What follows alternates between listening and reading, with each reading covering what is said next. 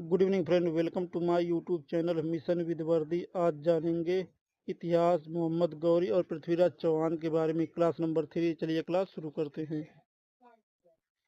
पहला है मोहम्मद गौरी से पृथ्वीराज चौहान तक। मोहम्मद गौरी, इनका वास्तविक नाम क्या था? सियाबुद्दीन।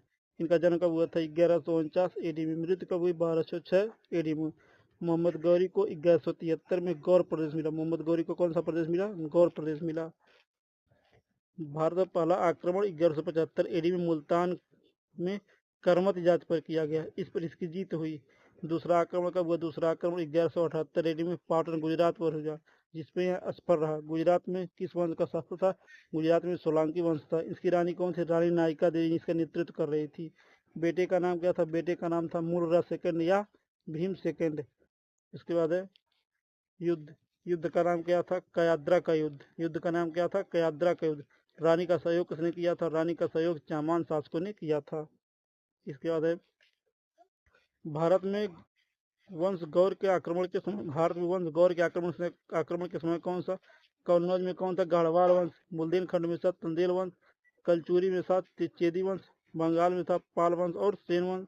दिल्ली और अजमेर में था चौहान वंश। गुजरात में था, गुजरात में कौन सा वंश? चालुक्य वंश। पंजाब में कौन था? मालिक खुसरव के विरुद्ध 1179 में पेशावर कश्मीर सिंध जीता। 1186 में लाहौर को जीता था। उसके बाद 1188 में भटिंडा पंजाब जीता था। भटिंडा का पुराना नाम क्या था? भटिंडा का पुराना नाम था तबर हिंद। भटिंडा के बाद पृथ्वीराज चौहान का आगमन। भटिंडा के बाद पृथ्वीराज चौहान का आगमन हो गया था। 1191 में तराइन का प्रथम युद्ध था, जो गौरी वर्सेस पृथ्वीराज थर्ड के खिलाफ हुआ था। यह कहाँ हुआ था? रा पिथौरा में हुआ था। जिसमें कौन सफल हुआ? जिसमें पृथ्वीराज थर्ड सफल हुआ था। इस युद्ध की जानकारी किस बुक से मिलती है? इस युद्ध की जानकारी पृथ्वीराज रासो बुक से मिलती है। इसके लेखक कौन से? इसके लेखक हैं चंद्रबरदाई। इसके बाद कहावत है, एक कहावत है जो 4 बांस 24 गज अंगुल अष्ट प्रमाण ता ऊपर सुल्तान है मत चूको चौहान। इसका भावार्थ है, शत्रु सुल्तान से 4 बांस यानी 66 फुट 24 गज यानी 72 फुट 8 अंगुल यानी 6 इंच की दूरी पर है। कवि ने चौहान को इसे मारने का यह सुनहरा अवसर मौका नहीं गंवाने के लिए सलाह देता है। इसके बाद दूसरा 1192 एडी में 1192 में हुआ था तराइन का दूसरा युद्ध, गौरी वर्सेस पृथ्वीराज थर्ड के विरुद्ध। इसमें कौन सफल हुआ था? इसमें सफल हुआ था गौरी। इसमें पृथ्वीराज थर्ड को हार पर बंदी बनाया गया था। गौरी शासन एवक को सौंपकर चला गया था। पृथ्वीराज चौहान का शासनकाल कब से कब तक? 1178 से 1192 एडी तक था।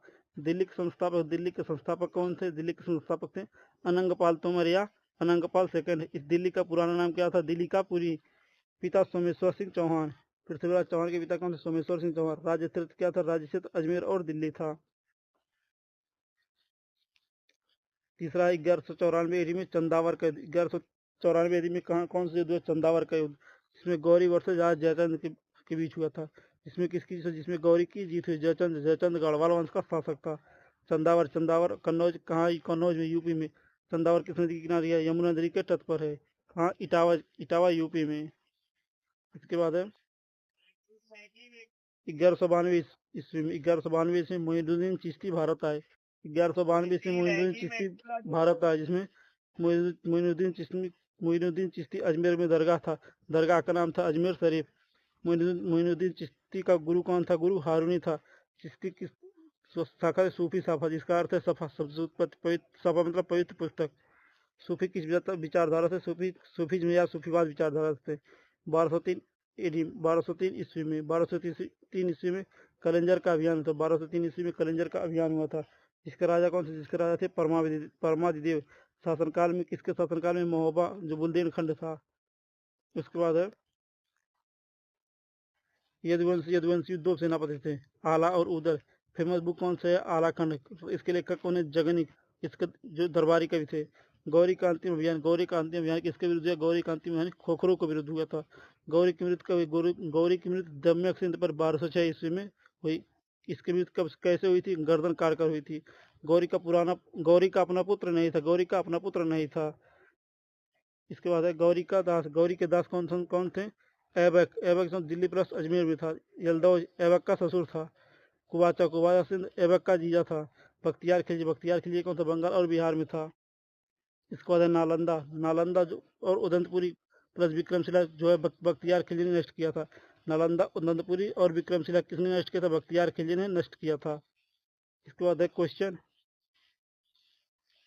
निम्नलिखित में से कौन मोहम्मद गौरी का गुलाम था? वह अपने मालिक की मृत्यु के बाद शासन बोला और गुलाम वंश की स्थापना की थी। इसमें कौन सही है? ये ऑप्शन ए है कुतुबुद्दीन ऐबक, ऑप्शन बी है इल्तुतमिश, ऑप्शन सी है गयासुद्दीन बलबन, ऑप्शन डी है नसरुद्दीन महमूद। इसमें कौन सही है? ऑप्शन नंबर ए सही है कुतुबुद्दीन ऐबक। क्वेश्चन नंबर 2 है मोहम्मद गौरी को 1191 में किसने एक शासक को हराया था? मोहम्मद गौरी को 1191 में किस वंश के शासक ने हराया था? ऑप्शन ए मौर्य वंश, ऑप्शन बी है चालुक्य वंश, ऑप्शन सी चौहान वंश, ऑप्शन डी गढ़वाल वंश। इसमें कौन सही है? ऑप्शन नंबर सी चौहान वंश ने हराया था। क्वेश्चन नंबर 3 है मोहम्मद गौरी ने 1191 में तबरहिंद भटिंडा का हमला किया था जो खालिस्तान के लिए एक रणनीति बिंदु था। पहला हेमचंद विक्रमादित्य, दूसरा है बी है राणा कुंभा, सी है महाराणा प्रताप सिंह, चौथा है पृथ्वीराज चौहान। इसमें कौन सही है? इसमें option number D Prithviraj Chauhan. Question number 4 है निम्नलिखित में से कौन मोहम्मद गौरी का सेनापति था और उसने भारत में गुलाम वंश की स्थापना की थी?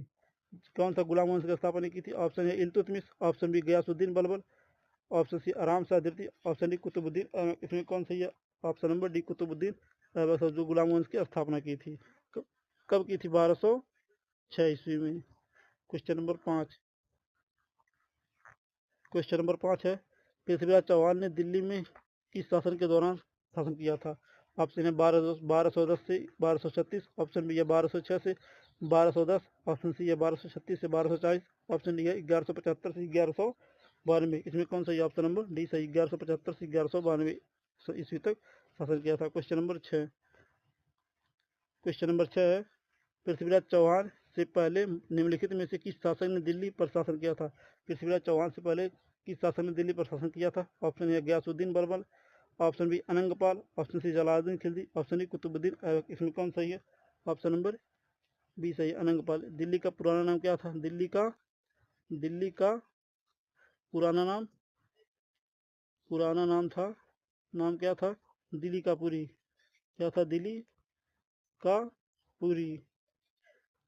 क्वेश्चन नंबर 7 है